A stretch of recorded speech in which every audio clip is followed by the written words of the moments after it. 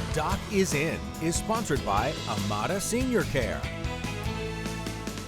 You heard the announcer, Fox 56 News Chief Medical Contributor Dr. Ryan Stanton with us in studio once again this morning. Yes, this time he's breaking down the new rule changes from the FDA regarding drug advertisements. Yeah, so we talked earlier about the characteristics of the drug ads that we see all the time and the targeting, and the rules change. And I said November 20th, and then I looked at my watch afterwards. That's today. So the official rule changes today. Thanks for the warning. I know. Let's dig into the details. So earlier we did talk about these pending rule changes from the FDA regarding drug ads on TV and radio.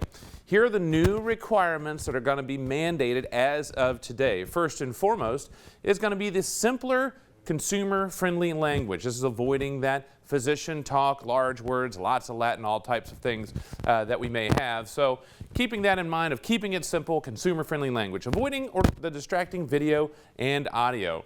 This includes that singing bee that's running around as Antonio Banderas, distracting us from the risks associated with the actual drug medication. And also then new legislation to bring influencers under the FDA. That's the big change that's happening right now, is that they are starting to move on to social media and use influencers to sell things as they go. So keeping that in mind. So this is to protect consumers from the games that are being played to sell these medicines in the country. In the end, the actual bigger question is whether these direct-to-consumer ads even need to happen, because we are only one of two countries, the United States and New Zealand, that actually allow these direct-to-consumer ads anyway. So do we actually need them? That's a big question. Is that the right way to do it, or should we leave that in the hands of the prescribers to decide what's best for you?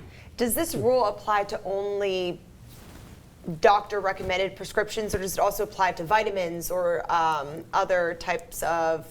Any type of prescribed medications. So this is anything that you have to have the prescription for is going to fall under these rules. Anything over the counter or anything that is nutraceutical, homeopathic, does not fall under the FDA, it's not reviewed, it doesn't necessarily fall under these rules. So there is still limitation, and now you're looking at the old traditional trying to catch up with technology. In fact, this is radio and TV.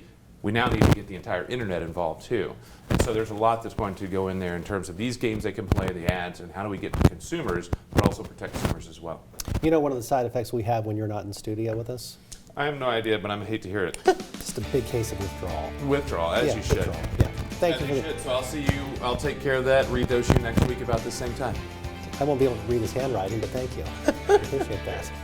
We'll be right back. You're watching Fox 56 News. Our home, your news.